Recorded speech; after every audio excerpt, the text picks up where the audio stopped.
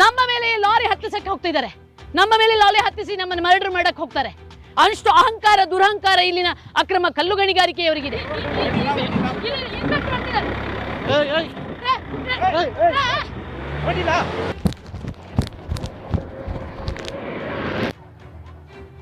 Just miss ಅಣ್ಣ.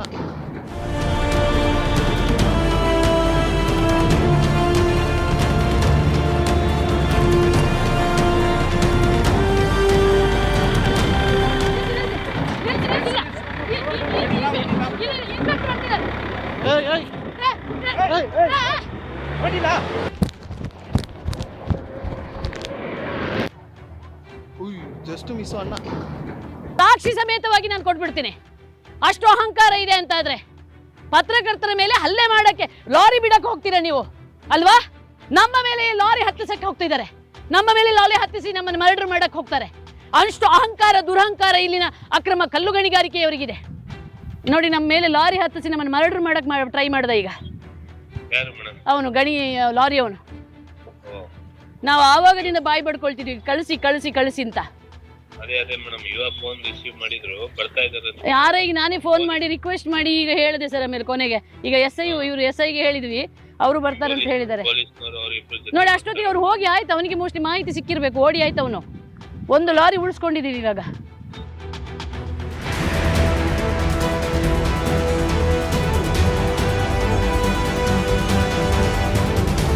ಇದು ಶಿವಮೊಗ್ಗ ಜಿಲ್ಲೆಯ ಸಾಗರ ತಾಲೂಕಿನ ಲಾವಿಗೆರೆ ಹಾಗೂ ಮಳ್ಳ ಗ್ರಾಮದಲ್ಲಿ ನಡೆಯುತ್ತಿರುವ ಅಕ್ರಮ ಕೆಂಪುಕಲ್ಲು ಗಣಿಗಾರಿಕೆಯ ಬಗ್ಗೆ ವರದಿ ಮಾಡಲು ತೆರಳಿದ ವಿಜಯ ಟೈಮ್ಸ್ನ ಕವರ್ ಸ್ಟೋರಿ ತಂಡದ ಮೇಲೆ ಗಣಿ ಗೂಂಡಾಗಳು ಮಾಡಿದ ದಾಳಿಯ ಝಲಕ್.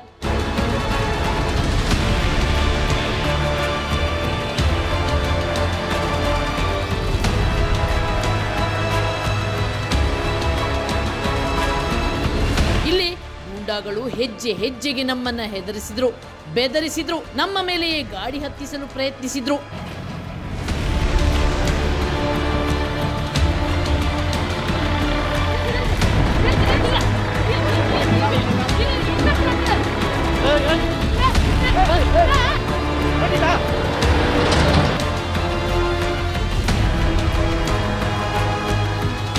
ಆದರೆ ನಾವು ಇವರ ಗೂಂಡಾಗಿರಿಗೆ ಹೆದರದೆ ಬೆದರದೆ ಪ್ರಾಣದ ಹಂಗು ತೊರೆದು ಆ ಭಯಾನಕ ಗಣಿ ವ್ಯೂಹದೊಳಗೆ ನುಗ್ಗಿದೆವು. ನೀನು ಮಾತಾಡ್ಲಿಕ್ಕಿಲ್ಲ.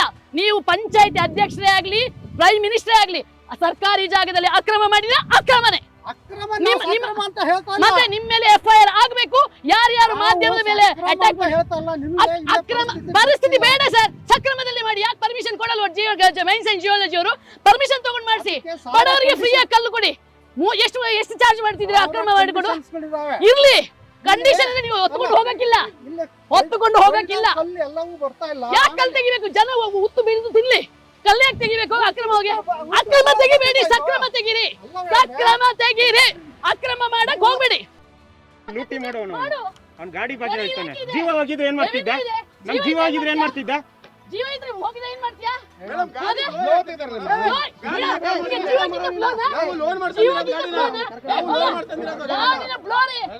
ಜೀವಕ್ಕಿಂತ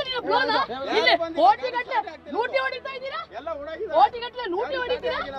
ಅದು ಅಲ್ಲ, ನಿಮ್ಗೆಲ್ಲ ಕೇಸ್ ಹಾಕಿದ್ರೆ ಗೊತ್ತಾಗುತ್ತೆ. ಸೆನ್ಸರ್ ಅವರೇ ಕಿತ್ಬಿಟ್ಟು ನಾವು ಕಿತ್ತಿದ್ವಿ. ಸೆನ್ಸರ್ ಇವರೇ ಮಾಡಿದ್ದು ಸರ್. ಇಬ್ರು ಎಲ್ಲರದ್ದು ವಿಡಿಯೋ ಮಾಡಿ, ಎಲ್ಲರದ್ದು ವಿಡಿಯೋ ಮಾಡ್ತೀವಿ. ಯಾರ್ಯಾರು ಎಲ್ಲರದ್ದು ಅಟೆಂಪ್ಟ್ ಮಾಡ್ತೀವಿ. ಸಮಾಧಾನದಲ್ಲಿ ಇಷ್ಟೊತ್ತಿಗೆ ಸಮಾಧಾನದಲ್ಲಿ ಇದ್ದು ಯಾರು ಬಂದಿದ್ಯಾರು? ಈಗ ಪೊಲೀಸರು ಇದ್ರು ಕೂಡ ನೀವು ಈ ರೀತಿ ಹಾರ್ಕೊಂಡು ಬಂದು ಬ್ಲೋ ತೆಗ್ದಿದ್ದು ಅಂತ ಹೇಳ್ತಾರೆ. ನಾಚಿಕೆ ಆಗಲ್ಲ ಸರ್? ಸರ್ಕಾರಿ ಜಾಗದಲ್ಲಿ ಅಕ್ರಮ ಮಾಡ್ತಿದ್ದಾರೆ.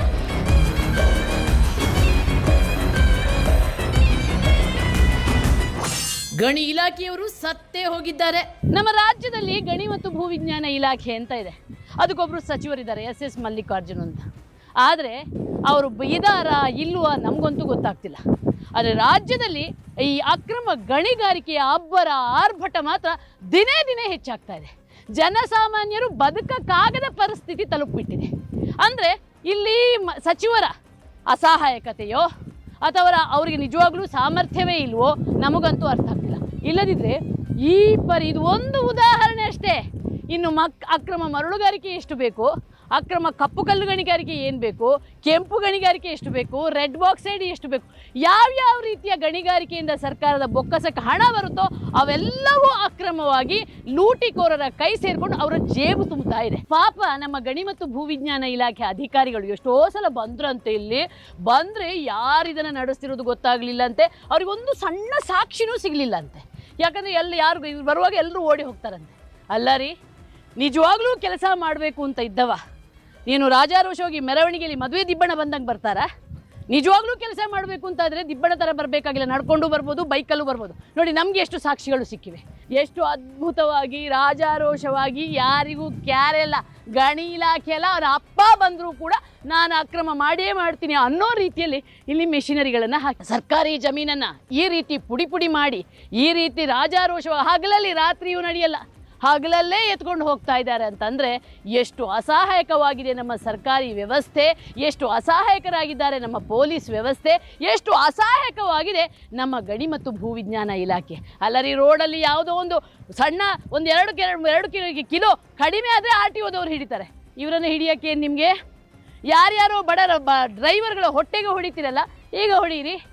ಯಾಕಂದರೆ ಇದು ಇನ್ಫ್ಲೂಯೆನ್ಸ್ನವರು ಇರುವವರು ಅಂತ ಕಾರಣಕ್ಕೋಸ್ಕರ ಅವರು ರಾಜ್ಯವನ್ನೇ ಲೂಟಿ ಹೊಡಿಬಹುದಾ? ಪಾಪ ನಮ್ಮ ಗಣಿ ಮತ್ತು ಭೂವಿಜ್ಞಾನ ಇಲಾಖೆ ಅಧಿಕಾರಿಗಳು ಎಷ್ಟೋ ಸಲ ಬಂದ್ರಂತೆ, ಇಲ್ಲಿ ಬಂದರೆ ಯಾರಿದನ್ನು ನಡೆಸ್ತಿರೋದು ಗೊತ್ತಾಗಲಿಲ್ಲಂತೆ, ಅವ್ರಿಗೊಂದು ಸಣ್ಣ ಸಾಕ್ಷಿನೂ ಸಿಗಲಿಲ್ಲಂತೆ. ಯಾಕಂದರೆ ಯಾರು ಬರುವಾಗ ಎಲ್ಲರೂ ಓಡಿ ಹೋಗ್ತಾರಂತೆ.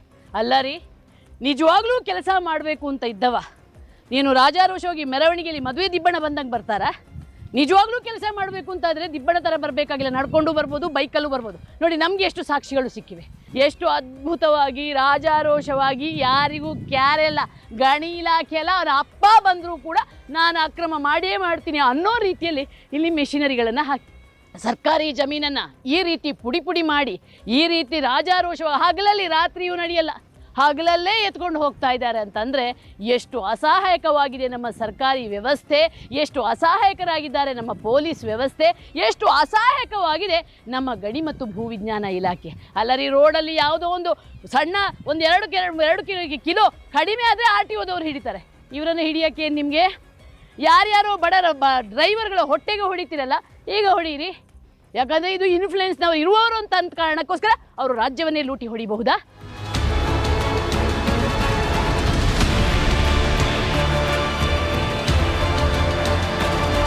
ಸ್ಥಳೀಯರು ಈಗಾಗಲೇ ಗಣಿ ಮತ್ತು ಭೂವಿಜ್ಞಾನ ಇಲಾಖೆ ಅಧಿಕಾರಿಗೆ ದೂರು ಕೊಟ್ಟಾಗಿದೆ.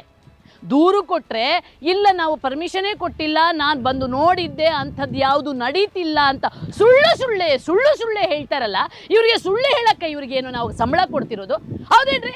ನಾವು ಕಷ್ಟಪಡ್ಕೊಂಡು ದುಡ್ಕೊಂಡು ನಿಮಗೆ ತೆರಿಗೆ ಹಣದಲ್ಲಿ ನಿಮಗೆ ಸಂಬಳ ಕೊಡ್ತಿದ್ದೀವಲ್ಲ, ಈ ರೀತಿ ಸುಳ್ಳು ಹೇಳಿಕೊಂಡು ಸಮಾಜಘಾತುಕ ಶಕ್ತಿಗಳಿಗೆ ಪ್ರೋತ್ಸಾಹ ಕೊಡೋಕ್ಕೋಸ್ಕರ ನಿಮಗೆ ನಾವು ತೆರಿಗೆ ಹಣ ಕೊಡ್ತಾ ಇರೋದಾ?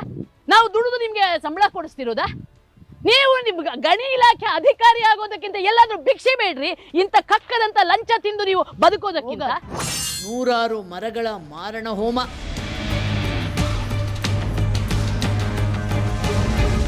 ಪಾಪದವರು ಯಾರೋ ಒಂದು ಸಣ್ಣ ಕಟ್ಟಿಗೆ ಅಥವಾ ಯಾವುದೋ ಒಂದು ಇದಕ್ಕೆ ಮನೆ ಕಟ್ತೀವಿ ಒಂದು ತುಂಡು ಮರ ಕೊಡಿ ಅಂತ ಅಂದರೆ ಫಾರೆಸ್ಟ್ ಇಲಾಖೆಯವರು ಸಾವಿರಾರು ಹಾಕ್ತಾರೆ, ಕೇಸ್ಗಳನ್ನು ಹಾಕ್ತಾರೆ. ಆದರೆ ಸರ್ಕಾರಿ ಜಮೀನಲ್ಲಿ ಇಂತಿಂಥ ದೊಡ್ಡ ಮರಗಳನ್ನು ಕಟ್ಟು ಮಾಡಿ ಇವರು ಸಾಗಿಸ್ತಿದ್ದಾರೆ. ಇದು ಒಂದು ಮರ, ಆ ಎಕರೆಗಟ್ಟಲೆ ಜಮೀನಲ್ಲಿ ಎಷ್ಟು ಮರಗಳನ್ನು ಕಡಿದು ಸಾಗಿಸಿದ್ದಾರೆ, ಎಷ್ಟು ಸರ್ಕಾರಿ ಆಸ್ತಿ ಪಾಸ್ತಿ ನಾಶ ಆಗಿದೆ. ಇದು ಯಾರು ಕೇಳೋರಿಲ್ವಾ? ಇಲ್ಲಿ ಅರಣ್ಯ ಇಲಾಖೆಯವರು ಸತ್ತು ಹೋಗ್ಬಿಟ್ಟಿದ್ದಾರಾ? ಗಣಿ ಇಲಾಖೆಯವರು ಇಲ್ವಾ? ಕಂದಾಯ ಇಲಾಖೆಯವರು ಯಾರು ಇಲ್ವಾ ಇಲ್ಲಿ? ಹಾಗಾದರೆ ಯಾರು ಕೇಳೋರು ಹೇಳು? ಹಾಗಾದರೆ ಶ್ರೀಮಂತರು, ಸಮಾಜಘಾತಕ ವ್ಯಕ್ತಿಗಳು, ಇವರು MLA ಇದು ಖಾಸ, MP ಖಾಸ, ಇವರಿಗೆಲ್ಲಾದರೆ ಏನು ಬೇಕಾದ್ರೂ ಮಾಡ್ಕೋಬೋದಾ? ನಾನು ರೈತನ ಮಗಳೇ ಸರ್, ನಾನು ರೈತನ ಯಾವ ರೈತನು ಕೂಡ ಈ ರೀತಿ ಕಲ್ಲು ಗಣಿಗಾರಿಕೆ ಮಾಡಿ ಮಾಡೋಕ್ಕಾಗಲ್ಲ. ಆದರೆ ಒಂದೊಂದು ಮೆಷಿನಿಗೆ ಎಷ್ಟೆಷ್ಟು ಇನ್ವೆಸ್ಟ್ ಮಾಡಿದ್ದೀರಿ ನೀವು ನನಗೆ ಹೇಳಕ್ ಬರಬೇಡಿ ಸರ್. ಇದೇನು ಕೇಕ? ತಿನ್ನೋ ಕೇಕ? ತಿನ್ನ ಕೇಕ ಸರ್? ಇದೇನು ಕೇಕ? ಇದು ಕೇಕ? ಇದು ಕೇಕ? ಇದು ಕೇಕ? ಕೇಕ ಇದು ಇರ್ಲಿ ಸರ್. ಅಕ್ರಮಕ್ಕೆ ನನ್ಗೆ ಯಾರು ಫಾಲೋವರ್ಸ್ ಬೇಡ, ಅಕ್ರಮ ಮಾಡೋರು ಫಾಲೋವರ್ಸ್ ಬೇಡ. ಅಕ್ರಮ ಸರ್ ಬೇಡ ಸರ್, ಅಕ್ರಮ ಮಾಡೋರು ದೇವರೇನೆ ಬೇಡ ನನಗೆ. ಅಕ್ರಮ ಮಾಡೋರು ಬೇಡ. ಈ ಪ್ರಕೃತಿನನ್ನು ದೂಚೋರು, ಅಕ್ರಮ ಮಾಡೋರು, ಸರ್ಕಾರಕ್ಕೆ ಮೋಸ ಮಾಡೋರು, ರಾಯಲ್ಟಿ ಕಟ್ಟದವರು, ಈ ರೀತಿ ಮಾಧ್ಯಮದವರು ಬಂದಾಗ ಗಾಡಿ ಹತ್ತಿಸುವವರು, ದೇವರನ್ನೇ ಬೇಡ, ಬೇಡವೇ ಬೇಡ, ಬೇಡವೇ ಬೇಡ, ಬೇಡವೇ ಬೇಡ. ಕಷ್ಟ ಅಲ್ಲ, ಅಕ್ರಮ ಮಾಡೋರಿಗೆ ಕಷ್ಟ ಇಲ್ಲ, ಅಕ್ರಮ ಮಾಡೋರಿಗೆ ಕಷ್ಟ ಇಲ್ಲ. ನಿಮ್ಗೆ ಹೊಟ್ಟೆ ಉರಿ ಯಾಕೆ ಆಗ್ತಿರೋದಂದ್ರೆ ಇನ್ವೆಸ್ಟ್ ಮಾಡಿದಿರಿ. ಯಾವ ಕೂಲಿ ಕಾರ್ಮಿಕ? ಸುಮ್ನಿರಿ ಸರ್. ಅಯ್ಯೋ ಸರ್, ಕೂಲಿ ಕಾರ್ಮಿಕರಿಗೆ ಕೋಟಿಗಟ್ಟಲೆ ಇನ್ವೆಸ್ಟ್ ಮಾಡಕ್ಕಾಗತ್ತಾ? ಕೂಲಿ ಕಾರ್ಮಿಕರಿಗೆ ಸರ್, ನಿಮ್ಮ ಬ್ಯಾಕ್ ಗ್ರೌಂಡ್ ನಾನು ಹೇಳ ಇಲ್ಲಿ ಕೋಟಿಗಟ್ಟಲೆ ಇನ್ವೆಸ್ಟ್ ಮಾಡಿದವರು ಯಾರು? ಕೂಲಿ. ಈ ಒಂದು ಲಾರಿಗೆ ಎಷ್ಟು? ಎಷ್ಟು? ಒಂದು ಲಾರಿ ಬರ್ಬೇಕು ಅಂದ್ರೆ ಅಂತದ್ ಎಷ್ಟು ಲಾರಿ ಬಂದಿದೆ? ಒಂದು ಎಷ್ಟು? ಬೆಳಿಗ್ಗೆ ನಾನು ಬಂದಾಗ ಸರ್ ಒಂದ್ ಸ್ವಲ್ಪ ಆರಾಮ್ ನೋಡಿ ಸರ್, ನೀವು ನನಗೆ ಕಲಿಸ್ಬೇಕು, ನನ್ನ ಹತ್ರ ಎಲ್ಲ ಮಾತಾಡಕ್ ಹೋಗ್ಬೇಡಿ ಸರ್. ನನಗೆ ಅನುಭವ ಇಲ್ವಾ ಅಂತ? ನನಗೆ ಅನುಭವ ಇಲ್ವಾ? ಏನ್ ನನ್ಗೆ ಅಕ್ರಮ ನೋಡೇ ಇಲ್ವಾ? ನಾನು ಅಕ್ರಮ ನೋಡೇ ಇಲ್ವಾ? ನನ್ನ ಹತ್ರ ಹೇಳ್ತೀರಾ? ಏನ್ ಮಾತಾಡ್ತಾರೆ ಸರ್? ಹೀಗೆ ಲಾವಿಗೆರೆ ಮಳ್ಳ ಗ್ರಾಮದ ಅಕ್ರಮ ಗಣಿಗಾರಿಕೆಯ ವಿರುದ್ಧ ವಿಜಯ ಟೈಮ್ಸ್ ದಿಟ್ಟವಾಗಿ ಹೋರಾಟ ಮಾಡಿತು. ನಮ್ಮ ಹೋರಾಟದ ಫಲವಾಗಿ ಕಂದಾಯ ಇಲಾಖೆಯವರು ಹಾಗೂ ಗಣಿ ಮತ್ತು ಭೂವಿಜ್ಞಾನ ಇಲಾಖೆಯವರು ಅಕ್ರಮ ಗಣಿದಂಧೆಕೋರರ ವಿರುದ್ಧ ದೂರು ದಾಖಲಿಸಿದ್ರು. 2 ಲಾರಿಗಳ ಮಾಲೀಕರು ಹಾಗೂ ಅಕ್ರಮ ಗಣಿ ಮಾಡುತ್ತಿದ್ದ ರಘು ಹಾಗೂ ಆತನ ಸಹಚರರ ವಿರುದ್ಧ ದೂರು ದಾಖಲಿಸಿದ್ರು. ಕಂದಾಯ ಇಲಾಖೆ ಸರ್ಕಾರ ಜಾಗದ ಸಮೀಕ್ಷೆಗೆ ಆದೇಶ ನೀಡಿತು. ಅಕ್ರಮ ಗಣಿಗಾರಿಕೆಗೆ ಸದ್ಯ ಬ್ರೇಕ್ ಹಾಕಿತು. ಇದು ವಿಜಯ ಟೈಮ್ಸ್ನ ಹೋರಾಟದ ಫಲಶ್ರುತಿ. ಯಾವ ರೀತಿ ಸಾಗರ ಜಿಲ್ಲೆಯ ಮಳ್ಳ ಲಾವಿಗೆರೆಯಲ್ಲಿ ಅಕ್ರಮ ಗಣಿಗಾರಿಕೆ ನಡೀತಿದೆ ಅಂತ, ಅದು ಕೂಡ ಶಾಸಕರ ಆಪ್ತವರೊಬ್ರು ಸರ್ಕಾರಿ ಜಮೀನಲ್ಲೇ ಈ ಪರಿ ಅಕ್ರಮ ಗಣಿಗಾರಿಕೆ ಮಾಡ್ತಿದ್ರು ಕೂಡ ನಮ್ಮ ಗಣಿ ಮತ್ತು ಭೂವಿಜ್ಞಾನ ಇಲಾಖೆಯವರಿಗೆ ಗೊತ್ತೇ ಇಲ್ಲ, ಪೊಲೀಸರಿಗೆ ತಿಳಿದೇ ಇಲ್ಲ. ಇನ್ನು ರಸ್ತೆಯಲ್ಲಿ ಹೋಗ್ತಿರುವಾಗ RTO ಕೇಳಲೇ ಇಲ್ಲ. ಈ ರೀತಿಯ ಒಂದು ದುರಂತ ಪ್ರಕ್ರಿಯೆ ಇಲ್ಲಿ ನಡೀತಾ ಇದೆ. ಹಾಗಾಗಿ ಈಗ ಜನರೇ ಎಚ್ಚೆತ್ತುಕೊಳ್ಬೇಕಾಗಿದೆ, ಇವರ ವಿರುದ್ಧ ಹೋರಾಟ ಮಾಡಬೇಕಾಗಿದೆ. ಕಾನೂನಾತ್ಮಕ ಹೋರಾಟವನ್ನು ವಿಜಯ ಟೈಮ್ಸ್ ಮಾಡಿಯೇ ಮಾಡುತ್ತೆ ಅಂತ ಹೇಳ್ತಾ ಇವತ್ತಿನ ಕವರ್ ಸ್ಟೋರಿಯನ್ನು ಮುಗಿಸ್ತಾ ಇದ್ದೀನಿ. ಮುಂದೊಂದು ಸ್ಫೋಟಕ ಸುದ್ದಿಯೊಂದಿಗೆ ಮತ್ತೆ ಬರ್ತೀರಿ. ಅಲ್ಲಿವರೆಗೆ ನಿಮ್ಮ ಸುತ್ತಮುತ್ತಲ ಏನಾದರೂ ಅಕ್ರಮ, ಅನಾಚಾರ, ಭ್ರಷ್ಟಾಚಾರ ನಡೀತಿದೆ, ನಮ್ಮನ್ನು ಸಂಪರ್ಕಿಸಿ. ಸ್ನೇಹಿತರೆ, ವಿಜಯ ಟೈಮ್ಸ್ ಭ್ರಷ್ಟಾಚಾರದ ವಿರುದ್ಧ ನಿರಂತರವಾಗಿ ಹೋರಾಟ ಮಾಡುತ್ತೆ. ನಿಮ್ಮ ಸುತ್ತಮುತ್ತಲ ಏನಾದರೂ ಅಕ್ರಮಗಳು ನಡೀತಾ ಇದ್ರೂ ಕೂಡ ನಮಗೆ ತಿಳಿಸಿ. ನಮ್ಮ ಹೋರಾಟಕ್ಕೆ ನೀವು ನಮಗೆ ನೈತಿಕವಾಗಿ ಬೆಂಬಲ ಕೊಡ್ತಾನೆ ಇರ್ತೀರಾ. ಅದೇ ರೀತಿ ನಾವು ಯಾರಿಗೂ ಹೆದರದೆ, ಯಾರ ಮುಲಾಜಿಗೂ ಒಳಗಾಗದೆ ಈ ಕವರ್ ಸ್ಟೋರಿಯನ್ನು ಮಾಡ್ತಾ ಇರಬೇಕು ಅಂದರೆ ನೀವು ಆರ್ಥಿಕವಾಗಿಯೂ ಕೂಡ ನಮಗೆ ಸಪೋರ್ಟ್ ಕೊಡಬೇಕು. ಹೆಚ್ಚೇನು ಕೇಳ್ತಾ ಇಲ್ಲ, ದಿನಕ್ಕೆ ₹1 ಅಂದರೆ ವರ್ಷಕ್ಕೆ ₹365 ಕೊಟ್ಟು ನಮ್ಮ ವಿಜಯ ಟೈಮ್ಸ್ನ ಒಳ್ಳೆಯ ಕೆಲಸಕ್ಕೆ ಸಪೋರ್ಟ್ ಮಾಡಿ. ಬದಲಾವಣೆಯ ಹಾದಿ ವಿಜಯ ಟೈಮ್ಸ್. ವಿಜಯ ಟೈಮ್ಸನ್ನು ಯೂಟ್ಯೂಬಲ್ಲಿ ಸಬ್ಸ್ಕ್ರೈಬ್ ಮಾಡಿ, ಫೇಸ್ಬುಕ್ಕಲ್ಲಿ ಫಾಲೋ ಮಾಡಿ. ಅದೇ ರೀತಿ ನಮ್ಮ ವೆಬ್ಸೈಟ್ vijaytimes.comಗೆ ವಿಸಿಟ್ ಕೊಡಿ. ನಿರಂತರ ಸುದ್ದಿಯನ್ನು ನೋಡ್ತಾ ಇರಿ.